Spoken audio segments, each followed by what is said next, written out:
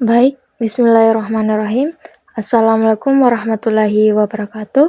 Saya perwakilan dari kelompok 4 yang beranggotakan 6 orang, di mana saya sendiri Fitria Dwi Anggreni, Hamzah, Fakaria Aziza Faisal, Alvina Damayanti, Fadila Syarifuddin, dan Suci Ramadhani.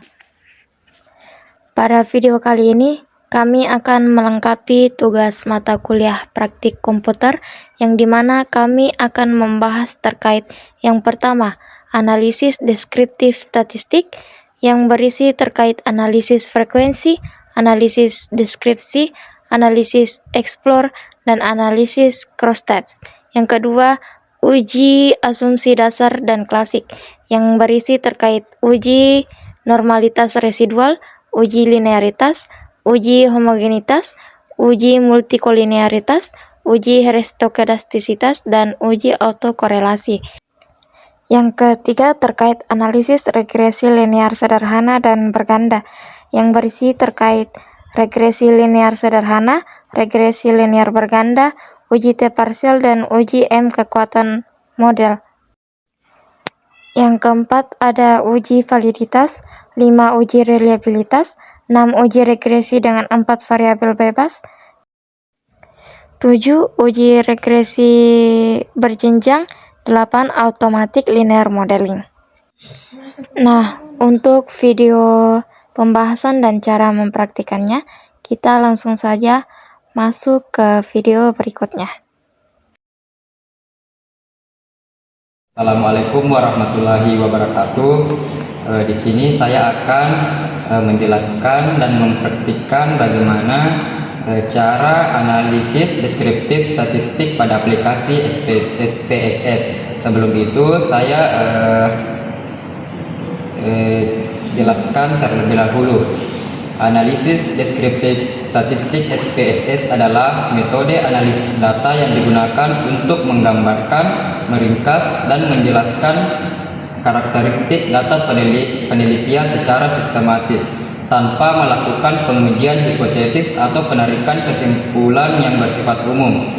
Dalam SPSS, analisis deskriptif membantu peneliti memahami bagaimana pola data muncul melalui ukuran-ukuran statistik seperti mean, rata-rata untuk menunjukkan nilai tengah. Kedua, median dan modus untuk melihat kecenderungan sentral. Yang ketiga, standar deviasi untuk mengetahui seberapa besar variasi data. Yang keempat, minimum dan maksimum untuk menggambarkan rentang data, serta yang kelima, frekuensi dan persentase untuk menggambarkan distribusi kategori. Tujuan utama analisis deskriptif statistik adalah memberikan gambaran awal dan ringkas tentang data yang dikumpulkan agar peneliti dapat memahami kondisi responden atau variabel penelitian sebelum melanjutkan ke analisis lanjutan seperti korelasi atau regresi. Nah, di sini saya sudah menyiapkan datanya. Ketika datanya sudah siap, kita masuk ke variabel view. Pada kolom desimal kita ubah menjadi 0. Terus pada kolom measure kita, biasanya ini belum terubah, kita ubah menjadi scale. Terus kita masuk ke analyze. Terus pilih deskriptif statistik. Terus pilih frequency.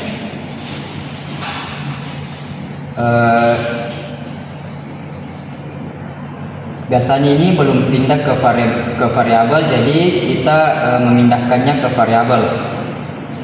Terus kita klik OK. Nah, di sini nilainya sudah muncul.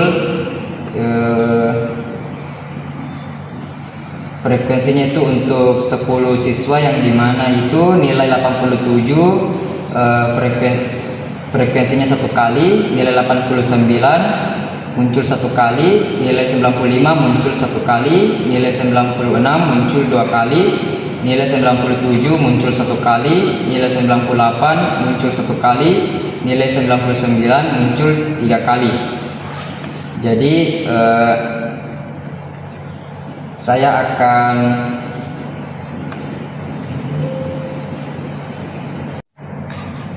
Jadi selanjutnya saya akan mempraktikkan cara analisis deskriptif.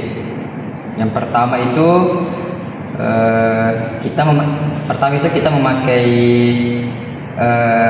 data ini, terus kita ke analis, terus ke deskriptif statistik, terus ke deskriptif. Biasanya itu belum pindah, jadi kita pindahkan ke variabel, terus kita klik option, kita centang min, sum. Pada dispersion itu kita centang semua, terus distribusi kita centang juga semuanya ini, terus pada display order itu cukup variabel list, terus continue, dan kita klik OK. Nah, otomatis langsung muncul nilai MTK, nilai matematika ini untuk 10 siswa itu, yang dimana nilai statistiknya itu range statistiknya itu 12, minimumnya itu 87, maksimumnya itu 99, sumnya itu 955, minnya itu 95, standar deviasinya itu 4223, varian 17833. Begitupun sampai akhir. Jadi itulah tadi penjelasan materi mengenai analisis deskriptif statistik pada aplikasi SPSS. Saya alihkan ke materi selanjutnya.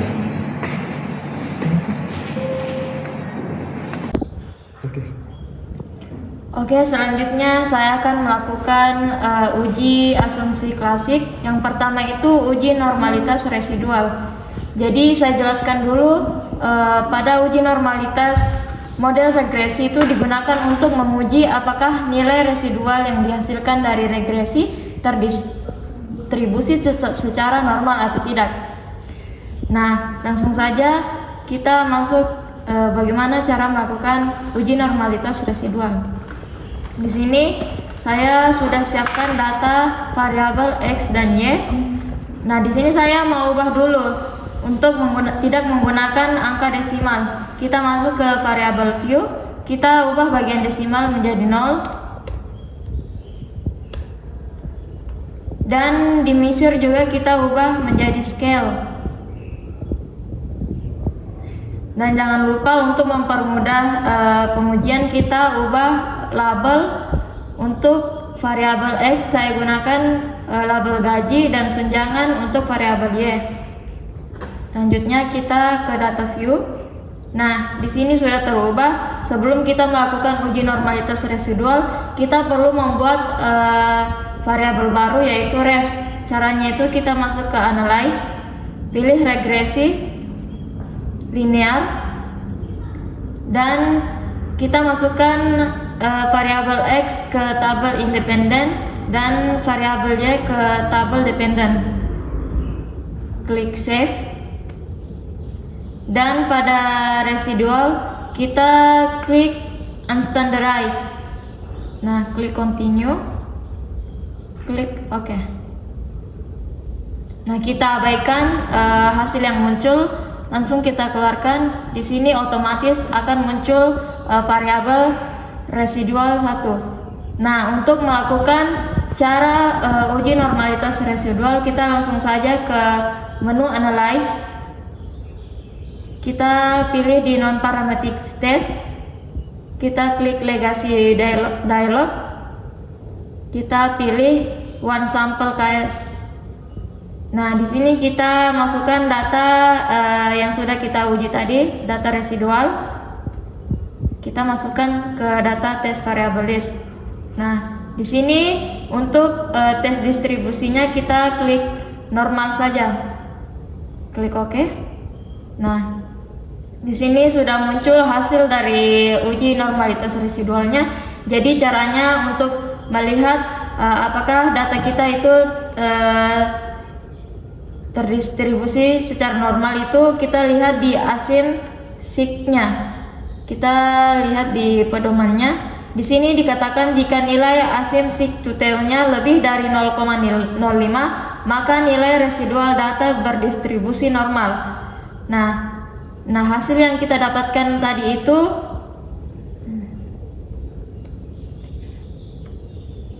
hasil yang kita dapatkan itu 0,854, di mana data sesuai pedoman yang normal itu 0,05, jadi data kita lebih dari 0,05, jadi bisa disimpulkan data kita berdistribusi secara normal. Nah, mungkin itu saja untuk uji normalitas residual. Saya alihkan ke materi selanjutnya. Nah, sebelumnya saya sudah menjelaskan terkait uji normalitas pada uji asumsi klasik. Selanjutnya saya akan melakukan uji linearitas. Sebelum saya masuk ke cara mempraktekannya, saya jelaskan dulu uji linearitas ini digunakan untuk melihat apakah dua variabel mempunyai hubungan yang linear secara signifikan atau tidak. Nah, langsung saja untuk cara melakukan uji linearitas itu kita masuk ke menu Analyze, kita klik Compare Means, kita pilih Means. Nah, di sini sebelumnya sudah saya masukkan, saya keluarkan dulu. Nah, untuk variabel X kita masukkan ke Independent List dan variabel Y kita masukkan ke Dependent List. Sebelum kita klik OK, kita klik Option dulu. Dan pada bagian Statistic for First Layer kita klik Test for Linearity, Continue, dan klik OK. Nah, di sini sudah muncul beberapa tabel yang kita gunakan itu pada bagian ANOVA table.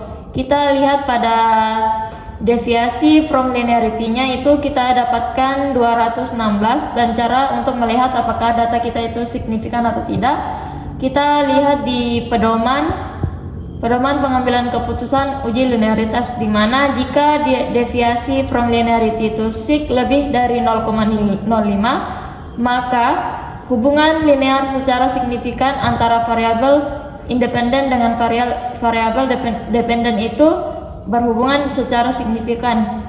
Sedangkan hasil yang kita dapatkan tadi itu deviasi from linearity-nya itu 216, di mana pedomannya itu jika nilai sig lebih dari 0,05, maka data kita berhubungan secara signifikan. Nah, mungkin itu saja untuk melakukan uji linearitas, uji asumsi klasik. Selanjutnya saya alihkan ke materi berikutnya.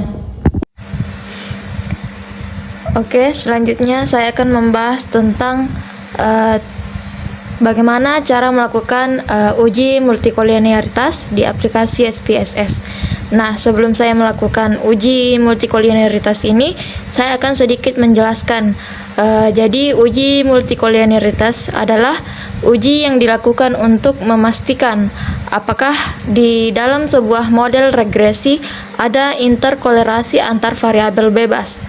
Nah, di mana uji ini adalah untuk mendeteksi multikolinearitas dengan nilai FIF dan tolerance dalam regresi. Nah, langsung saja saya akan mempraktikkan bagaimana cara melakukan uji multikolinearitas di aplikasi SPSS.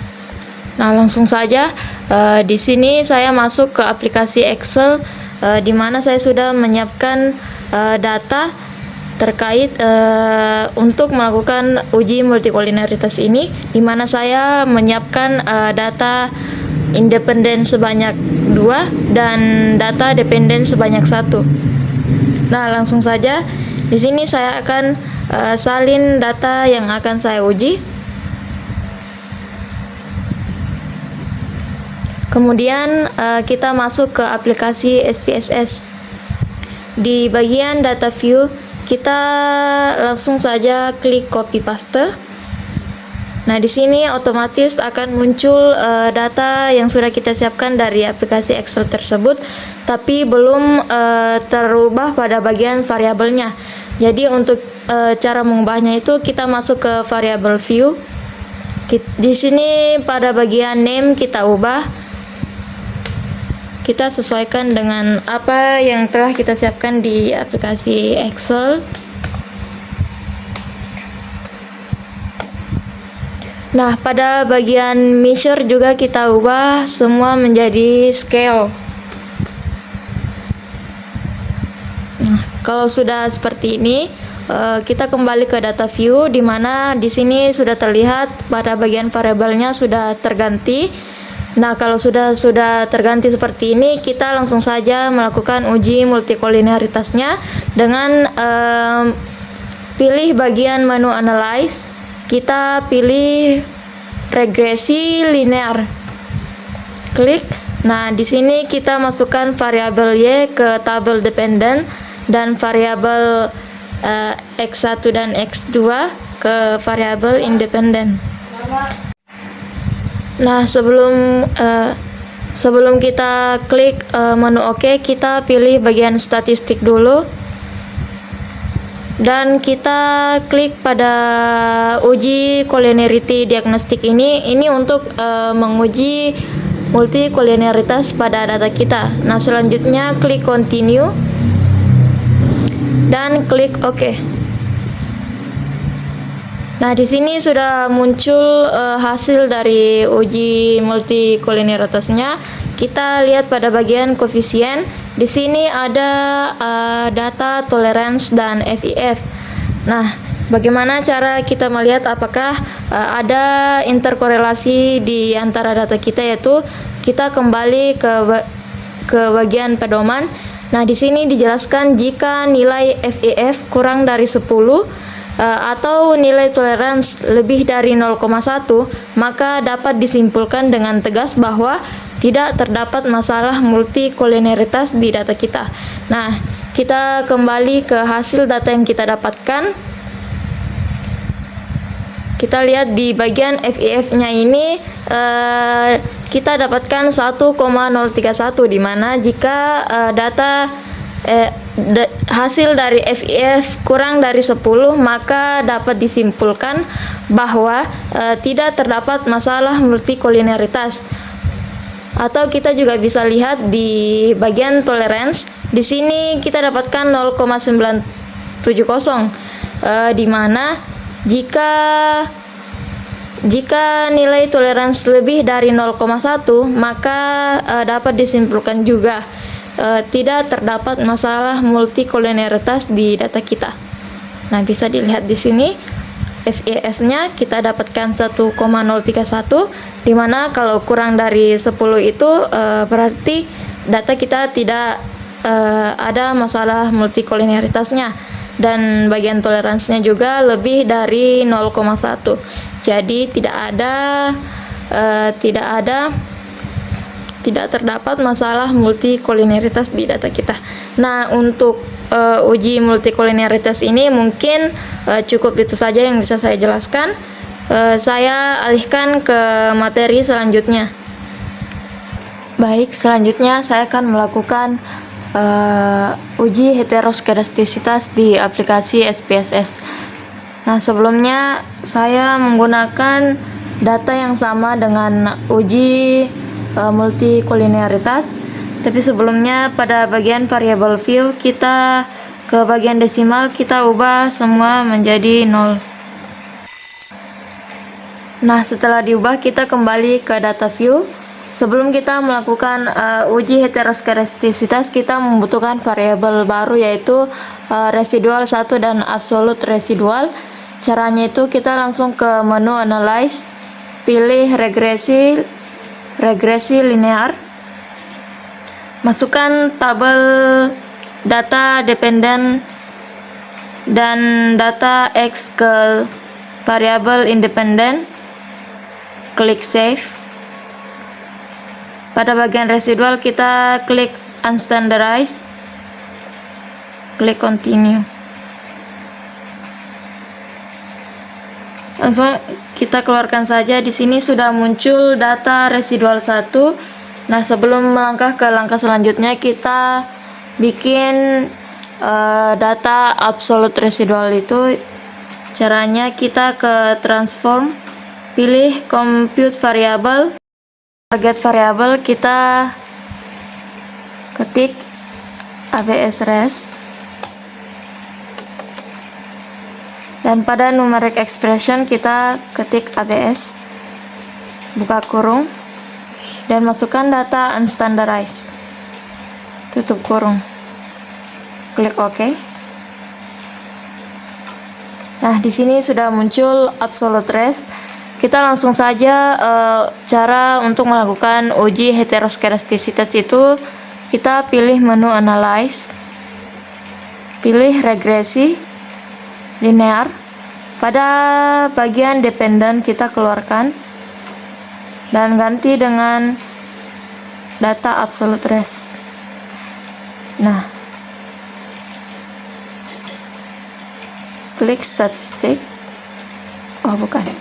klik save, dan uncentang unstandarized, klik continue. Oke.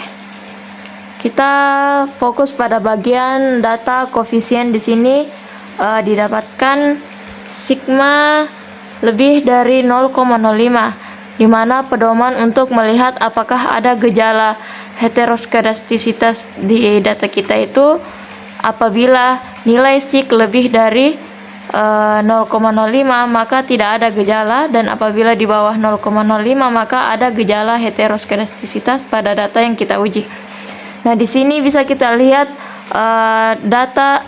hasil dari data yang kita uji didapatkan sigma 0,757, di mana didapatkan hasilnya itu lebih dari 0,05. Jadi bisa dikatakan data kita tidak ada gejala heteroskedastisitas.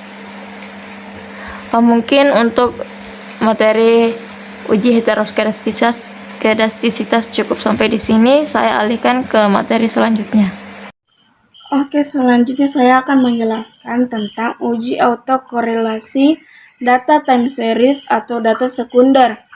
Uji autokorelasi adalah uji statistik yang digunakan untuk mengetahui apakah terdapat hubungan uji autokorelasi antara residual kesalahan prediksi pada suatu periode dengan residual pada periode sebelumnya dalam model regresi, terutama pada data runtun waktu. Tujuannya itu untuk memastikan bahwa nilai residual bersifat acak, independen, antar waktu. Jika ada autokorelasi, artinya ada pola pada residual, dan ini melanggar asumsi klasik regresi linear sehingga hasil regresi menjadi valid atau bias. Contohnya bisa kita dilihat di nilai DW 1,5 sampai 2,5 keterangan tidak ada autokorelasi. Lebih kecil dari 1,5 ada autokorelasi positif. Kalau lebih besar dari 2,5 artinya ada autokorelasi negatif. Bisa kita lihat outputnya itu model Sumari, dan yang dipakai itu Darwin-Watson. Darwin-Watson sama dengan 1,7 lebih besar dari 1,5 dan lebih kecil dari 2,5, artinya tidak ada autokorelasi. Dan Darwin-Watson di sini yaitu 1,772. Kita bisa lihat. Oke, selanjutnya saya akan menjelaskan tentang uji T atau parsial.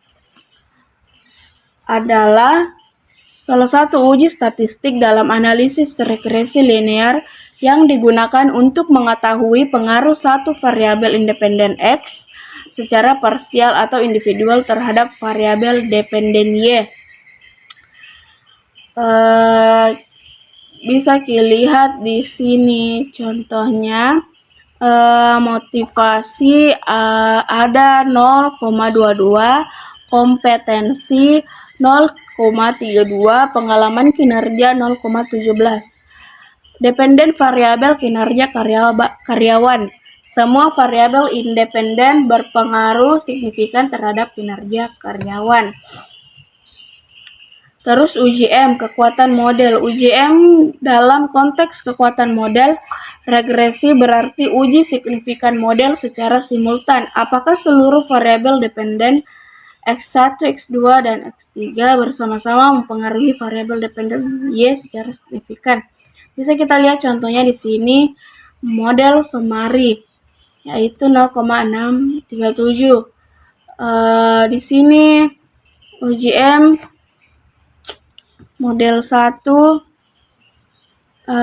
prediktor konstan, pengalaman kinerja, kompetensi, motivasi, dependen variabel kinerja karyawan. Mungkin itu saja. Oke, selanjutnya saya akan melakukan uji validitas di aplikasi SPSS. Nah, sebelum saya masuk ke cara melakukannya, saya akan menjelaskan sedikit terkait apa sih uji validitas itu. Jadi uji validitas adalah proses untuk mengetahui sejauh mana suatu instrumen atau seperti kuesioner mampu mengukur apa yang sebenarnya ingin diukur dalam penelitian. Nah, tujuannya itu adalah untuk memastikan bahwa setiap item pertanyaan benar-benar mewakili variabel atau konstruk yang diteliti, sehingga data yang diperoleh relevan dan akurat.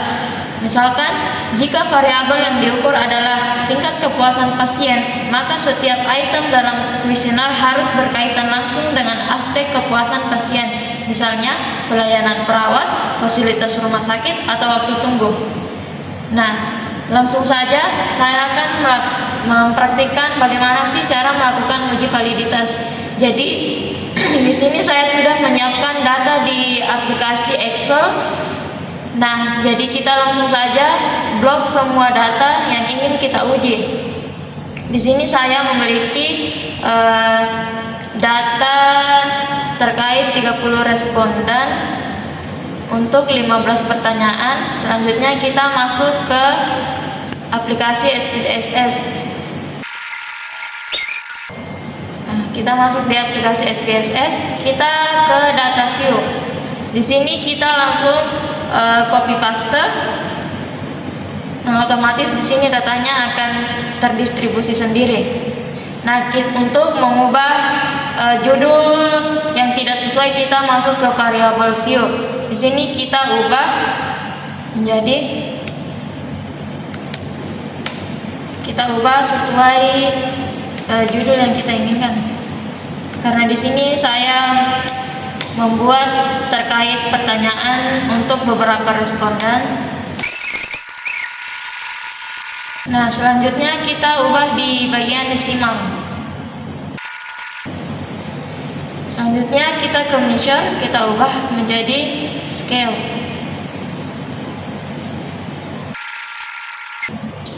Kita lihat dulu apakah sudah sesuai. Nah, di sini otomatis sudah terubah. Selanjutnya kita langsung saja lakukan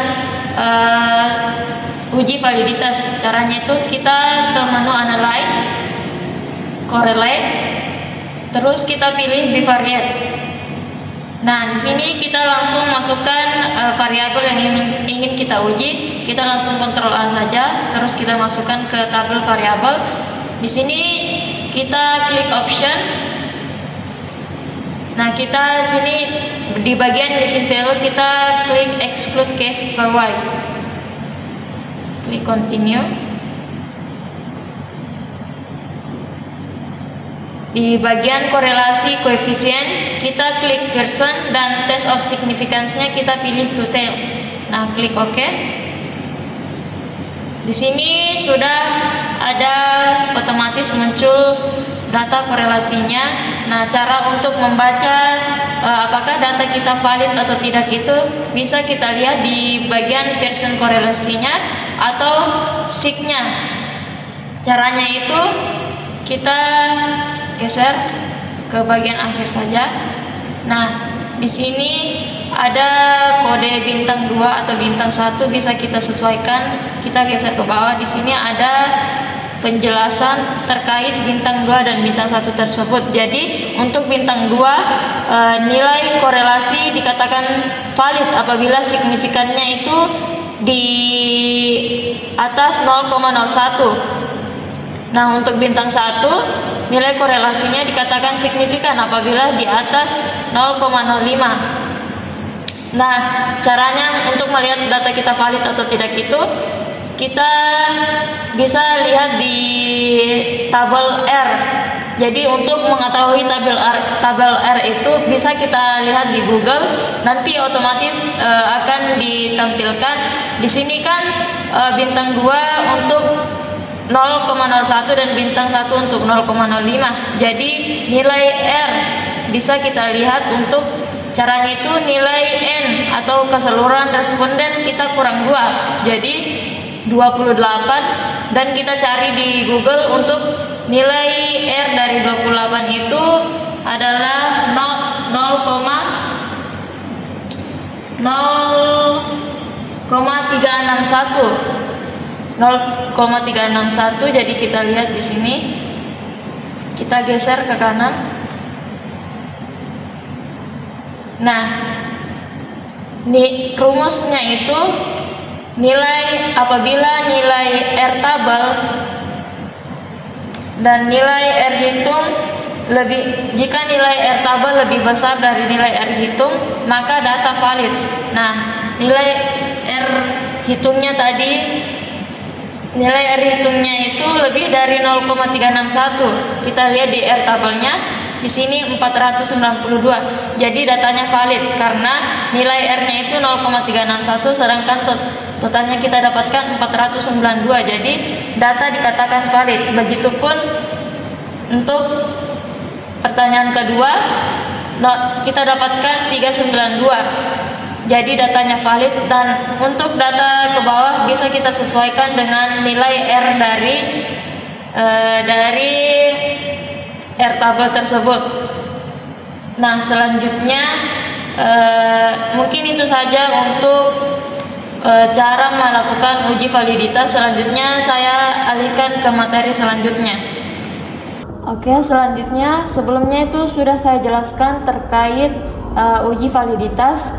Pada kali ini saya akan menjelaskan terkait bagaimana sih cara melakukan uji reliabilitas. Sebelumnya itu saya jelaskan terkait uji reliabilitas itu digunakan untuk mengetahui apakah instrumen penelitian memberikan hasil yang konsisten jika digunakan berulang kali dalam kondisi yang sama. Nah, langsung saja saya akan melakukan bagaimana sih cara melakukan uji reliabilitas. Di sini saya gunakan data yang sama dengan data uji validitas.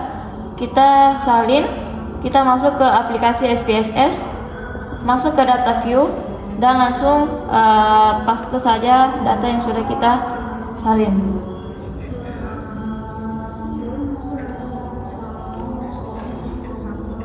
Nah, di sini sudah muncul. Untuk mengatur bagian variabel dan desimalnya, kita masuk ke variabel view. Di sini kita ubah menjadi pertanyaan 1.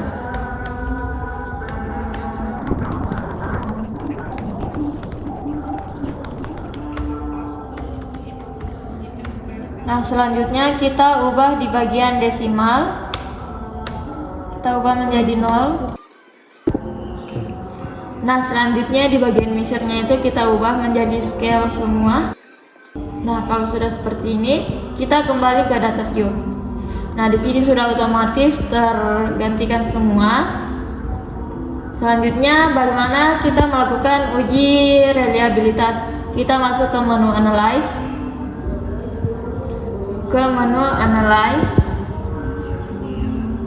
Kita pilih scale dan kita pilih reliability analysis. Nah, kita masukkan semua variabel ke item dan kita klik OK. Nah, di sini otomatis statistik reliabilitasnya sudah muncul. Kita dapatkan 0,527, di mana